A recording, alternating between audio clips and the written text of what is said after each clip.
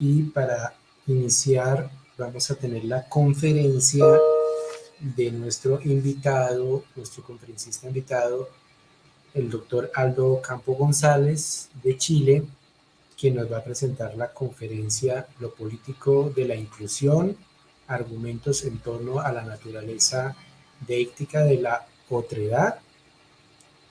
Ahí ya está conectado el doctor Aldo. Muy buenas tardes, doctor Aldo. El doctor Aldo Campo González es doctor en Ciencias de la Educación, aprobado sobresaliente por unanimidad, mención cum laude de la Universidad de Granada en España. Es director fundador del Centro de Estudios Latinoamericanos de Educación Inclusiva CELEI en Chile, que es el primer centro de investigación creado en Latinoamérica y el Caribe dedicado a los estudios teóricos y metodológicos de la educación inclusiva. Institución internacional reconocida y con estatus asociativo al Consejo Latinoamericano de Ciencias Sociales Glasgow. Es director de Polifonía, de la revista de Educación Inclusiva, que es una publicación científica del CELEI, y ha desarrollado diferentes investigaciones, y al igual que la docencia, en torno a todos los temas de inclusión y educación inclusiva. Muchas gracias, doctor Aldo, por participar. Nos confirma su sonido si está bien y puede ya presentar sus diapositivas.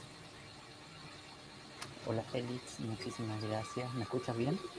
Te escuchamos un poquito bajo, no sé si de pronto tenemos necesidad de subir el sonido, que estamos escuchando un poco bajo. Está todo bien, por lo menos acá me indica mi sonido, está todo alto. Ahí ya está Sí, mejor el sí. sonido. Entonces, Voy no a sé si compartir la sí, pantalla y tú me confirmas si se ve bien. Bueno, sí, sí, claro, confirmo si está bien.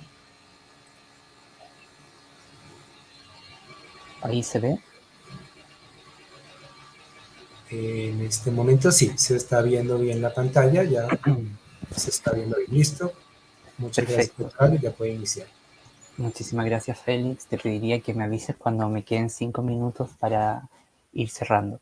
Bueno, saludar a todos los participantes, los profesores que están participando de este evento y agradecer a la Uniminuto, una institución que debo contarles a todos que fue responsable de mi ingreso en Colombia, en Neiva, en 2015, la primera vez que yo visité este maravilloso país.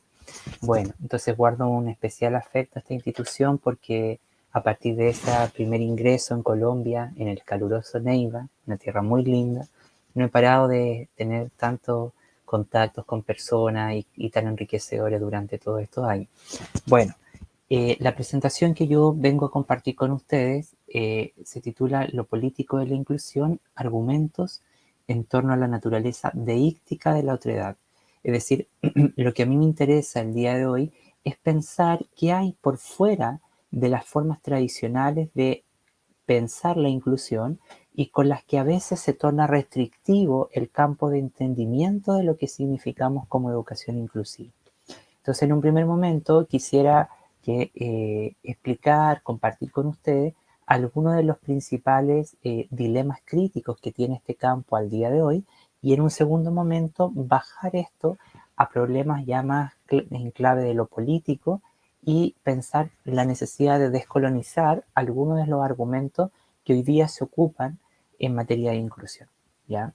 Bueno, eso. Lo primero que me gustaría que pudiésemos comprender de manera bien acertada es que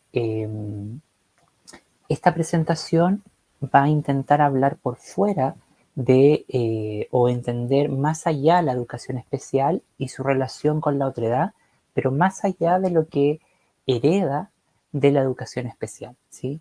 Y vamos a intentar entender por qué la educación inclusiva se convierte en un poderoso proyecto político, en un poderoso proyecto de redefinición de las bases del contractualismo social, de las relaciones democráticas, de la educación pública, del antirracismo, etc. Bien, y que creo yo muy humildemente, desde mi lugar de trabajo, que son relevantes estas discusiones para las maestrías que organizan este evento. Bueno, entonces el propósito será hablar por fuera de esta máquina heredada Y quisiera también hacer una advertencia y bastante importante. La educación inclusiva no es un eslogan y un mensaje de propaganda, ni mucho menos un cliché.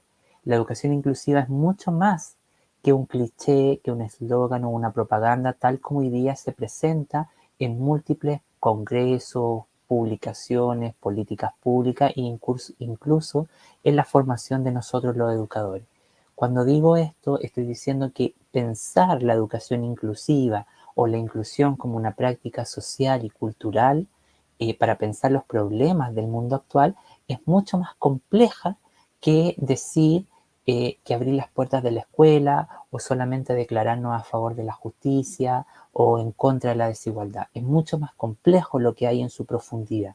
Y además decir que este es un campo que tiene 4 problemas fundamentales, si lo queremos ver en términos teóricos, ¿no?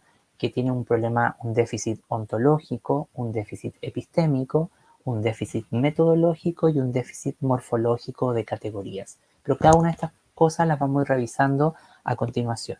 Y quisiera además comentar que muchas de las imágenes, la totalidad de las imágenes que acompañan esta presentación son producidas por la artista india Nalani Malani, que me pareció importante acompañar mi presentación de estas.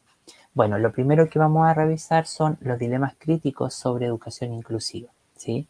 Bueno, lo primero que yo quisiera traer a colación es afirmar que la educación especial nada comparte con la naturaleza analítica o metodológica de la educación inclusiva, ¿sí? Si bien la educación especial puede ser una forma de inclusión, la inclusión no es necesariamente una forma de lo especial. Y este punto es de inflexión para entender la presentación que yo voy a compartir, estoy compartiendo ahora con ustedes. Eh, Esta singular modalidad de relacionamiento impone una cadena de herencias de distinto tipo, herencias políticas, filosóficas, metodológicas, prácticas, que atrapan y subyugan la emergencia del verdadero rostro y voz de lo inclusivo al legado del régimen especial céntrico o la dictadura de la educación especial, ¿sí?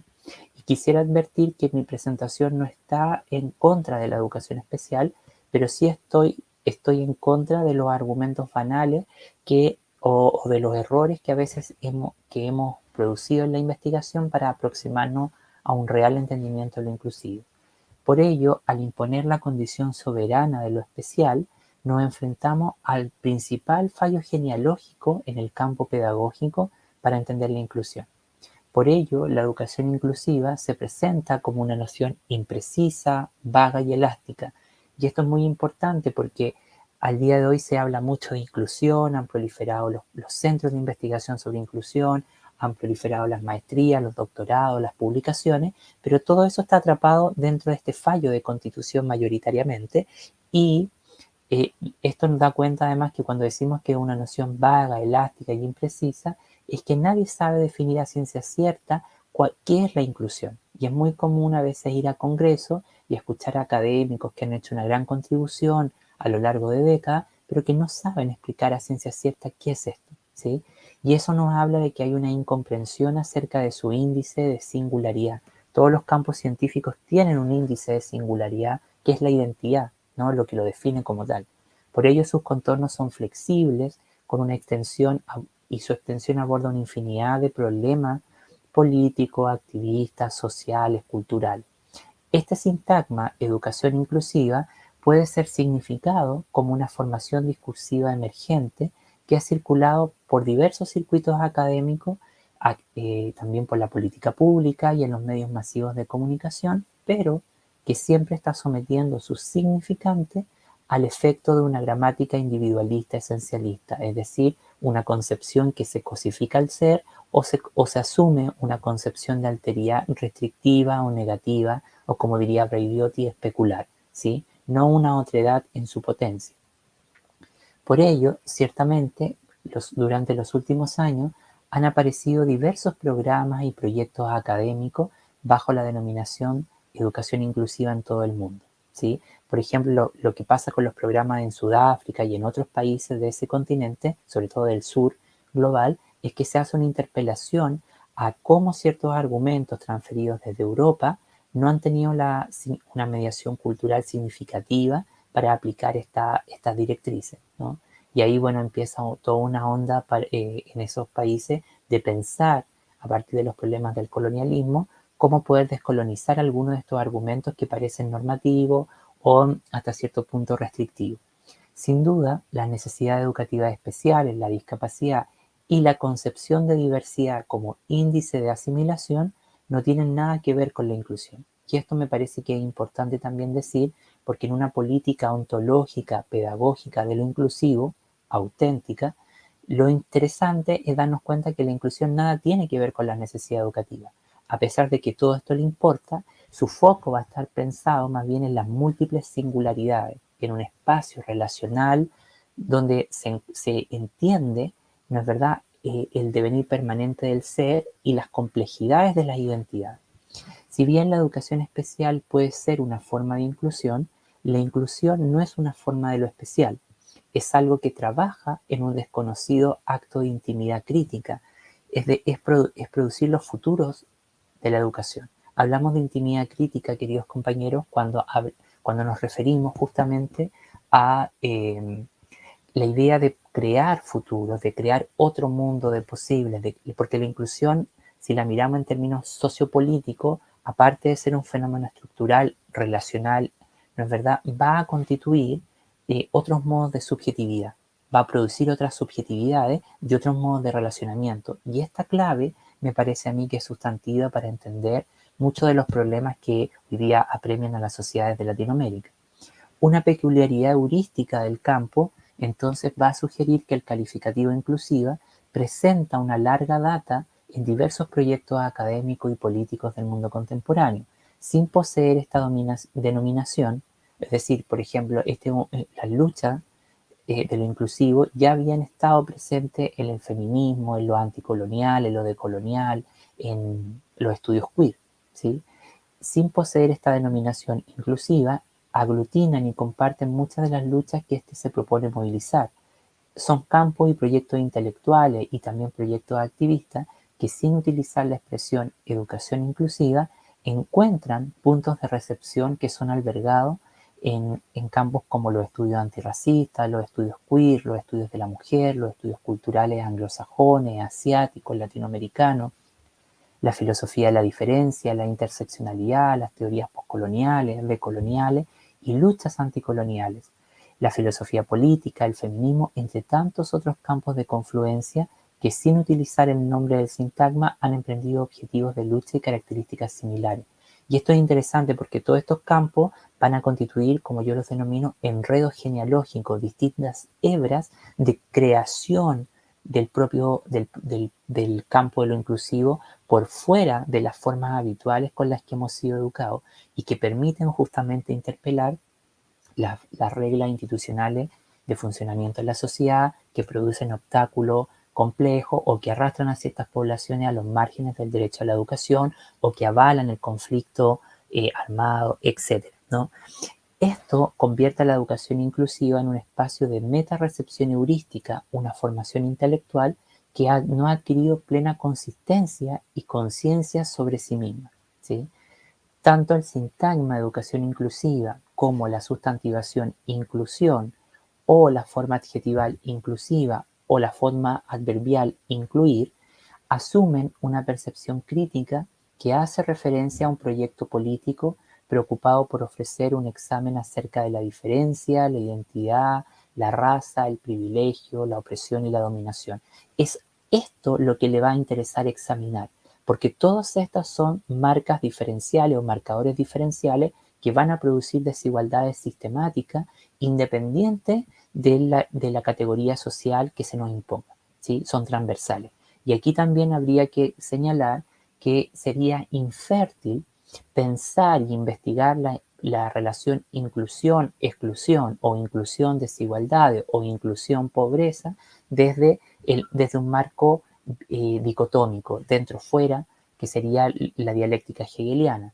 ¿Por qué digo esto? Porque investigar las desigualdades implica entender un escenario multinivel, donde son fenómenos relacionales que se confluyen, chocan, encuentran y afectan a toda la población en distintos planos. Esto se opone a la imaginación discursiva sancionada por la sabiduría educativa convencional, que posiciona el campo de significantes de lo inclusivo en torno a la cristalización de una praxis educativa especializada para niños especiales, sin cambiar entonces el funcionamiento del espacio educativo, ¿no? La escuela sigue funcionando mayoritariamente como siempre. Cuando asumimos este argumento, ponemos en evidencia las limitaciones de nuestro pensamiento para aproximarnos a su real objeto y a sus reglas de inteligibilidad o de uso. Por ello, y esto ya cerrando la primera parte, por ello la educación inclusiva heurísticamente enfrenta un dilema definitorio particular. No puede ser definida en los paradigmas de ninguna disciplina particular, puesto que la complejidad de su campo de fenómeno las desborda. Es decir, esto nos lleva a entender que como tal la inclusión cruza todos los campos del conocimiento y en vez de producir una simple actualización de los campos, pone en crisis las formas tradicionales de producir el conocimiento, ¿sí? Y entiende que la producción del conocimiento está estrechamente vinculada a relaciones económicas y de poder. Pero digo de poder en el sentido de cómo se frena, ¿no es verdad?, la creación de la introducción del saber en la sociedad para cambiar. La educación inclusiva entonces debe ser concebida como una intervención contrahegemónica y transformadora de la producción del conocimiento. Por ello, yo disfruto y siempre me gusta señalar esto, que la educación inclusiva yo la defino como un proyecto intelectual en resistencia. ¿Qué quiere decir esto? Que todo proyecto intelectual, político, teórico en resistencia va a analizar cuidadosamente cómo determinados cuerpos de conocimiento se colocan al servicio de la dominación o reproducen el status quo o la desigualdad. Y muchos de los argumentos que se ocupan mayoritariamente para hablar sobre inclusión tienden a incurrir en este fallo, es decir, a legitimar ciertos discursos, acciones que en vez de destrabar el status quo, en vez de mover el marco de las relaciones sociales y contractuales, lo que hacen es justamente avalar silenciosamente la desigualdad. Y por ejemplo, eso pasa con el actual entendimiento que tenemos de inclusión como práctica de asimilación, por ejemplo, ¿no? Esto, al concebir la inclusión, entonces nos lleva a verla como un pegamento analítico, metodológico, que forja un gran entramado complejo que se nutre de distintas voces, escuelas de pensamiento, corrientes, métodos, sujetos, teorías. Por ello, si pensamos en la idea de la descolonización, tendríamos que pensar entonces en que la descolonización como proyecto intelectual y praxis crítica no busca exclusivamente hacer una crítica a Europa. Yo quiero dejar esto muy en claro. Hasta cierto punto ese argumento es bastante infértil, porque la descolonización lo que busca es justamente producir otra matriz de conocimiento, interpelar la razón occidental, interpelar y interrumpir en los modos de producción del conocimiento heredados por el logos, por la razón occidental. Pero no es luchar exclusivamente contra Europa, porque los problemas del colonialismo y sobre todo intelectual en Latinoamérica tienen un correlato mucho más profundo en nuestras sociedades, porque el colonialismo en Latinoamérica llegó antes que la Ilustración, a diferencia de lo que pasó en Asia o en India. Por ello, la descolonización como proyecto intelectual y praxis crítica de transformación de los sistemas mundos tiene como misión desvincularse de los supuestos ontoepistemológicos, las formas de producir el saber y de comprender al ser, comunes a todas las disciplinas y áreas de conocimiento del mundo occidental, que van a estar reguladas por el logos, la matriz, la razón occidental de conocer que afecta a todos los campos del desarrollo. Por ello, la inclusión de la que más hablamos, conocemos y practicamos supone una representación de una realidad previamente fabricada, incapaz de subvertir las reglas de funcionamiento de la sociedad. En efecto, no tiene por qué fundarse la acción de inclusión a lo mismo, que sería la clásica que tenemos tradicionalmente en los distintos sistemas educativos, sino en destruir la matriz de funcionamiento del mundo y crear algo completamente diferente. La inclusión es un complejo proyecto político y una desconocida praxis relacional que podríamos entenderla en términos como un nodo histórico, contingente, estructural y heterogéneo. Y esto es interesante porque los problemas de la inclusión Y creo yo, por haber seguido parte de esta transmisión de este foro y escuchado muchas ponencias interesantes el día de hoy, todas coinciden en problemas de orden histórico, contingentes, estructurales y heterogéneos. Por ello, la inclusión va a responder a las exigencias ontopedagógicas o ontopolíticas expulsadas de las estructuras educativas y sociales a través del marco de legitimación impuesta por la modernidad. Y esto es archiconocido dicho por la decolonialidad. A este singular proceso denomino desdenes ontológicos, es decir, formas, identidades expulsadas, ¿no es verdad? Y en efecto, la modernidad, según Miñolo, es la mitad de la historia que esconde y reprime, ¿no es verdad?, constantemente lo que no encaja en los imaginarios y deseos de los narradores, que se legitiman en nombre de la ciencia, la política y la economía, y que brinda una garantía para el bienestar e intereses de los narradores. La implicación radical es que la colonialidad no puede reducirse a un concepto que podría aplicarse a una entidad o podría estudiarse en las ciencias sociales o en la humanidad existente, sino para investigar ciertos problemas o hechos históricos. Es algo que cruza muchos campos. Por eso que descolonizar e incluir tienen muchas coincidencias en términos teóricos y políticos. Bueno, por ello la política, si ahora pensamos en una política ontológica del ser y la realidad a partir de lo inclusivo, tendríamos que decir que la educación inclusiva nada tiene en común entonces con las necesidades educativas especiales. Este singular eufemismo retórico ha sido validado en todas las políticas educativas del mundo y nos da cuenta de múltiples equívocos de aproximación al término y al objeto significado como educación inclusiva.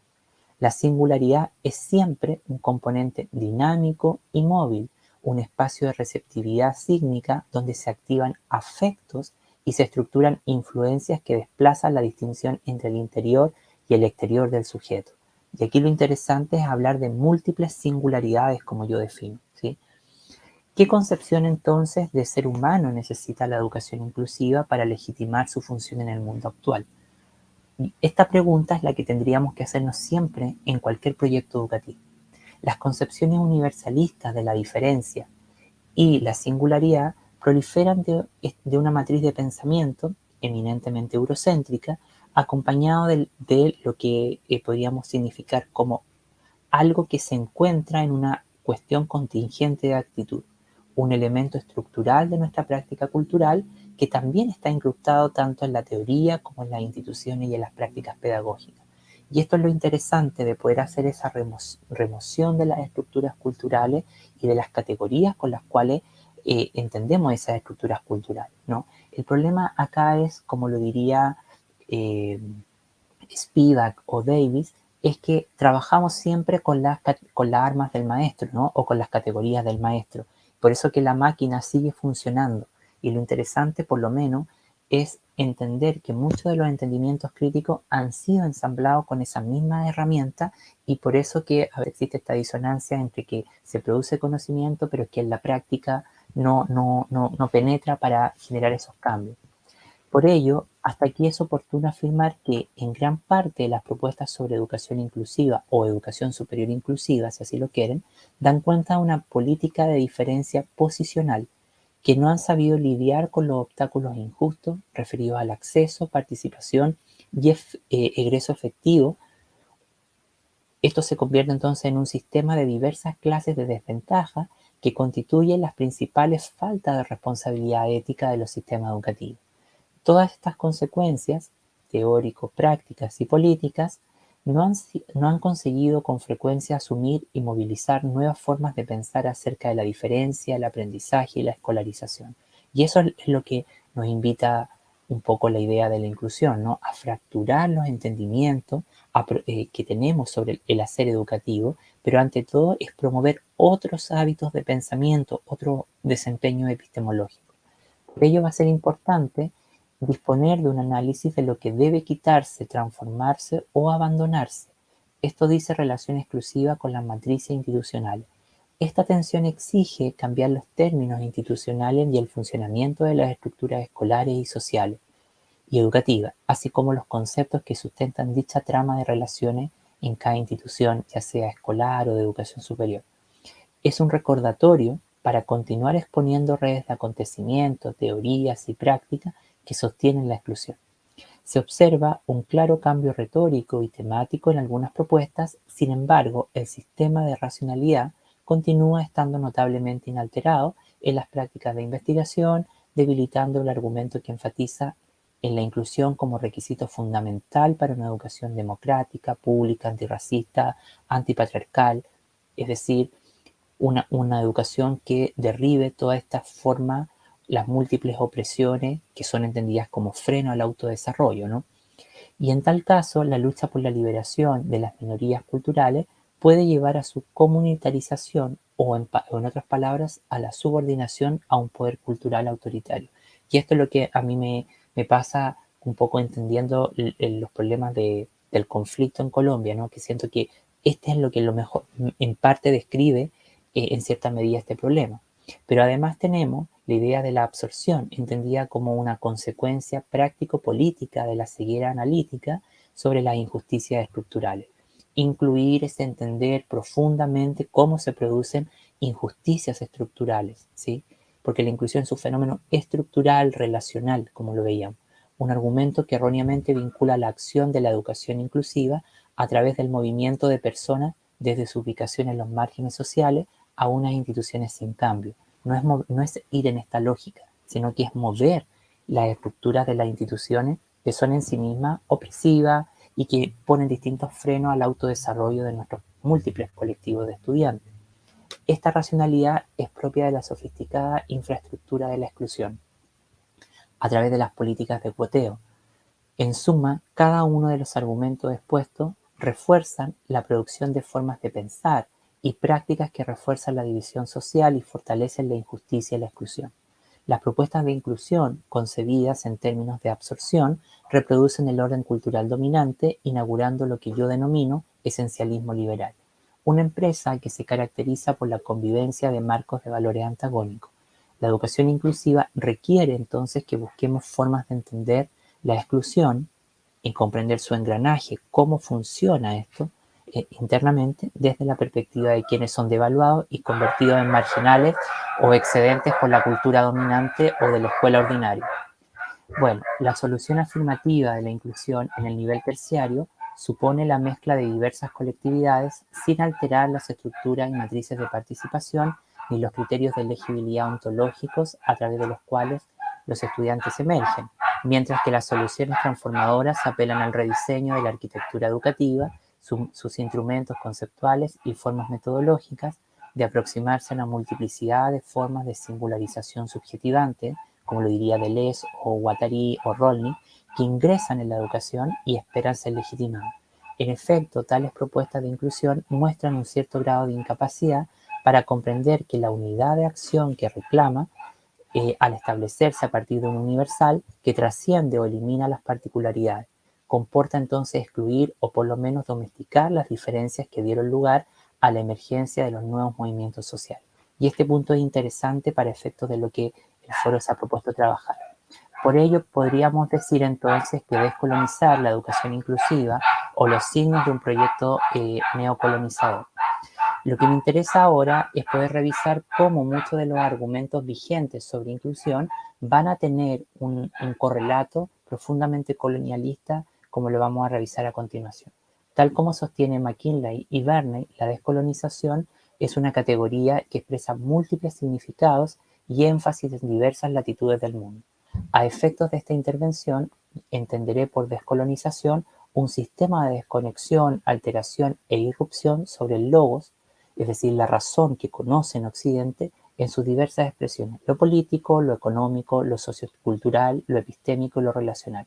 En este sentido, la epistemología, la educación inclusiva, consolida un marco de análisis para desafiar e interrumpir los modos canónicos de producción del conocimiento heredados por el logocentrismo, ¿sí? Pero el problema es que yo veo es que más allá de lo logocéntrico, ¿sí? Hay otros problemas que han pasado inadvertidos en esta comprensión. Y comparte con el feminismo la necesidad de crear conceptos que contribuyan a leer críticamente el presente. Y esta tarea es relevante si queremos justamente crear otros entendimientos para entender el mundo actual, ¿sí? Por ello, vamos a decir que en este marco, la educación inclusiva como dispositivo de comprensión, se convierte en una herramienta teórica y en una praxis crítica para luchar en cada una de las expresiones regenerativas del colonialismo.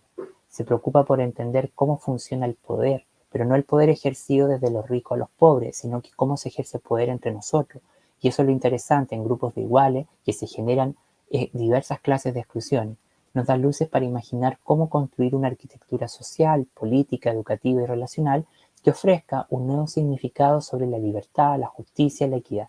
La educación inclusiva construye en este planteamiento una relación particular sobre el presente y el futuro. En efecto, comprende que la educación opera como un sitio para el poder colonial, mediante el cual las aulas, los planes de estudio, las comunidades educativas están profundamente implicadas en la reproducción de las hegemonías coloniales, como lo diría Gattin. Por ello, epistemológicamente, la educación inclusiva comparte con la descolonización el interés por la transformación del sistema político y educativo, y ambos objetivos van a estar enmarcados en la alteración de las estructuras del funcionamiento de los sistemas mundo. Yo prefiero hablar de sistemas mundo más que de un único sistema mundo, ¿sí? Y ahí atribuyo la perspectiva de Spivak. En efecto, se propone transformar activamente el conocimiento en lugar de consumirlo. Y eso es lo interesante que yo creo que debiésemos pensar como prácticas de investigación. Mientras que Batiste va a sostener que la decolonización pretende lograr sus objetivos primordiales, tales como curar, restaurar la dignidad y aplicar los principios fundamentales de los derechos humanos, pero a múltiples colectivos de ciudadanos que ingresan a la estructura educativa y claman otros criterios de legibilidad y visibilización. En este marco, y ya para concluir mi presentación, la educación inclusiva construye una compleja estructura de concientización, de resistencia y transformación del mundo. Es algo que punza al cambio social. Esto es lo que la define como un proyecto político y un proyecto de conocimiento en resistencia, no en una práctica de asimilación o compensación como la hemos entendido. Cuando se entendía bajo esta racionalidad, despliega el tentáculo de un proyecto neocolonizador. Lamentablemente, esta es una de las principales manifestaciones del discurso instituido por el norte global en todo el mundo, un pensamiento educativo creado por la zona del ser, la hegemonía, que crea leyes, decretos a favor de grupos afrodescendientes, de personas con discapacidad, pero que es incapaz de cambiar los problemas de las propias personas. Los que son incapaces de ofrecer un discurso multiposicional para combatir y erradicar las diversas formas de injusticia endémicas al funcionamiento del sistema mundo. Finalmente, si la educación inclusiva es un dispositivo de producción de otras expresiones ontológicas, de otros mecanismos de producción epistemológica, va a construir un mundo desconocido que aún no hemos sido capaces de decodificar. Para alcanzar esta empresa es necesario recuperar una de las tareas constructivas del conocimiento lo inclusivo, la traducción y lo de enredo genealógico, es decir, tomar todas estas hebras que van construyendo y producir algo completamente nuevo. Esta perspectiva de investigación avanza más allá de su momento actual, lo poscrítico. Hoy día en la educación estamos en un momento eminentemente poscrítico, donde cambia todo, ¿verdad? Donde empiezan a tener mayor énfasis las identidades sexuales no normativas, el multiculturalismo, la interculturalidad crítica, el antirracismo, etc. Por ello, y ya con esto cierro, la educación inclusiva queda constituida como un espacio de diáspora en la que se entrecruzan diversos espacios diaspóricos, geografías intelectuales. En efecto, los discursos de la pedagogía antirracista, anticolonial y crítica se enlazan y son desenredados por eruditos cada vez, y que cada uno se encuentra en distintos diálogos uno con el otro. Va formando un metalogo, un análisis en distintas capas. Y esto va entonces a llevar a reafirmar que la inclusión y la decolonialidad no es convertir la política indígena en una doctrina occidental de liberación, ¿ya? Es cambiar los entendimientos del mundo, es, como dice Spivak, producir otros desempeños mentales, otros desempeños epistemológicos. No es un proceso filantrópico de ayudar exclusivamente a quienes están en riesgo y aliviar su sufrimiento. No es un término genérico para luchar contra las condiciones y resultados opresivos. En el amplio paraguas de la justicia social puede haber espacio para todos estos esfuerzos, pero nada de esto es descolonización o inclusión, ¿sí? Y bueno, y finalmente decir, en el caso de lo que pasa, que la convierte en un proyecto, la necesidad de descolonizar la educación inclusiva, es que a medida que este enfoque ha ido ganando terreno, se han planteado preocupaciones sobre la medida en que se puede representar un proyecto neocolonial impuesto por países del norte global, ¿sí? Lo que sucede es que su expansión o su rápida influencia ha generado la creencia evangélica en la inclusión de la diversidad por parte de las agencias de ayuda y donantes del norte global, que exhortan a los países a adoptar la educación inclusiva como una política de prescripción para abordar las fallas del sistema educativo, sí, y manteniendo intactas las desventajas individuales. La pretensión para adoptar la educación inclusiva viene con escaso reconocimiento de las formas en que la historia del colonialismo y el subdesarrollo en países del sur global agrava los problemas de exclusión educativa. En países que luchan por garantizar el acceso a una educación básica de calidad ante las fallas del sistema arraigadas en las desventajas históricas, globales, estructurales, puede verse como idealista, pero nada de esto logra combatir en cierta medida el lado maloliente de la escolaridad, que sigue siendo la exclusión o la dominación, ¿sí? Por ello, lo que aquí hace falta es visibilizar la responsabilidad ética y social de los sistemas educativos a través de un argumento que impone la legitimación de un fraude inocente sobre supuestas reparaciones a la estructura educativa, pero que no logra alcanzar acciones de justicia para derribar significativamente la exclusión, ¿sí? Bueno, y esto es lo que yo tenía preparado para compartir con ustedes. Muchísimas gracias. Espero haberme explicado bien, y si hay preguntas, comentarios, algo, con todo gusto podemos conversar. Muchísimas Muchas gracias a la universidad y a los gracias. programas de maestría. Muchas gracias, doctor Aldo, por su conferencia. Sí tenemos unas preguntas. Voy a iniciar con una pregunta que nos acaba de llegar. Dice que, doctor Aldo, muchas gracias por sus aportes. Surge la siguiente inquietud: ¿cómo las prácticas pedagógicas del quehacer del maestro pueden aportar a la transformación de las estructuras institucionalizadas de la escuela? Félix, discúlpame, tuve una pequeña interferencia. ¿Me podrías Bueno, repetir? vuelvo a repetir la pregunta. En el marco de la educación inclusiva, ¿cómo las prácticas educativas del quehacer del maestro pueden aportar a la transformación de las estructuras institucionalizadas de la escuela? Sí, bueno, esa pregunta es muy significativa, porque cuando nosotros nos preguntamos por cómo nuestra práctica pedagógica día a día puede contribuir a esto, lo primero es tener claridad de lo que vamos a entender por procesos de inclusión, para poder materializarlo en la gestión del aula, en las relaciones que establecemos con los niños, en la selección de los contenidos culturales, etcétera. Eso por un lado pienso yo. Lo segundo es intervenir desde el currículum, ¿ya? Y desde la propia práctica de enseñanza, y luego cuando esa evidencia se empieza a ser significativa, resonante, va a ir impactando justamente a quienes toman las decisiones. Pero esta pregunta que la hace, yo interpreto el beneficio que tiene la pregunta desde la propia base, desde las bases, desde la micropolítica, eh, y eso implica justamente pensar la escuela desde el territorio de agenciamiento. ¿Qué hacemos en la escuela? ¿Quiénes son nuestros niños? ¿Qué variables de desigualdad tiene esta comunidad? ¿Cómo esas variables penetran la trayectoria educativa, etcétera, ¿no? Creo que un poco en esa sintonía va la respuesta, Félix. Muy bien, doctora. Hay otra pregunta que dice: algunas comunidades han definido abandonar la inclusión como discurso de referencia para posicionar las diversidades. ¿Qué opinión tiene al respecto? Bueno, eso es maravilloso, porque ontológicamente viene a reconocer que la inclusión, como yo decía, es un nodo estructural, relacional, contingente y político. Es decir, es algo que cruza a todas las personas de la sociedad y no cae o no comete lo que hacemos cotidianamente, que es entender la diversidad como un ideal de asimilación, ¿sí? Y que mantiene el status quo, las estructuras no cambian, etc. Pero creo que esos grupos deben correr el marco sobre los significantes de la diversidad, porque la diversidad y la diferencia tienen el mismo efecto en planos positivo y negativo. En su plano positivo nos llevan a entender que todos somos diferentes, pero en su plano negativo conducen a prácticas de diferenciación y diferencialismo. Eso sobre lo que la filosofía política norteamericana ha escrito mucho, ¿no? Donde el ser diferente que genera una condición de ausencia de reciprocidad y por lo tanto de desigualdad por adherencia a un determinado grupo. Y eso es lo que funda el problema ontológico de los grupos sociales.